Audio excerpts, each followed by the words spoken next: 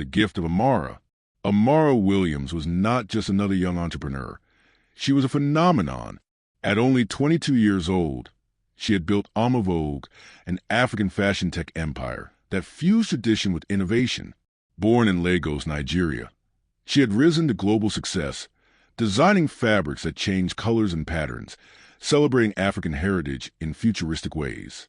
The world admired her brilliance, but what they didn't know was that her power went far beyond business. The gift passed down. Amara had inherited a rare spiritual ability. The sight. The women in her family had carried this power for generations, a connection to the unseen world. It allowed her to sense energy, foresee danger, and receive visions that guided her path.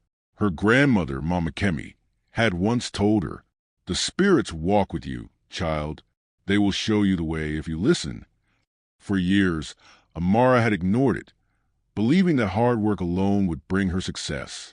But the older she got, the stronger her visions became. She could no longer ignore them. The warning. One night, while preparing for an important investors' gala in Accra, Ghana, Amara had a vision. She saw herself shaking hands with a man in a deep blue suit. The moment their palms touched, flames erupted, consuming her company, her dreams, everything. She woke up breathless, shaken to her core. The next evening at the gala, her heart nearly stopped. The man from her vision was there. His name was Kofi Mensah, a powerful investor from Ghana with a reputation for turning businesses into billion-dollar empires. Charismatic, well-dressed, and dangerously persuasive, he approached Amara with a smile too perfect to be real. "Miss Williams," he greeted, his voice smooth like silk. "You are a genius. Let's build something great together." Everything about him seemed perfect, his charm, his success, his too perfect smile. But Amara had learned to trust her gift. As he extended his hand, she hesitated. A strange dark mist flickered around his fingers, something only she could see. A warning. She stepped back. "I appreciate your offer, Mr. Mensah, but I must decline," she said firmly. A flicker of surprise crossed his face. Then something else. Annoyance. He hadn't expected her to refuse. "Think carefully, Miss Williams," he said, his voice lower now, almost threatening. "Some opportunities don't come twice." But Amara had already made her choice. The hidden truth. That night, unable to shake the feeling of unease, Amara sat in her hotel room, meditating the way her grandmother had taught her. She lit a white candle and closed her eyes. "Show me the truth," she whispered. The room grew cold. Her body stiffened as a vision overtook her. She saw Kofi Mensah, but not as the world saw him.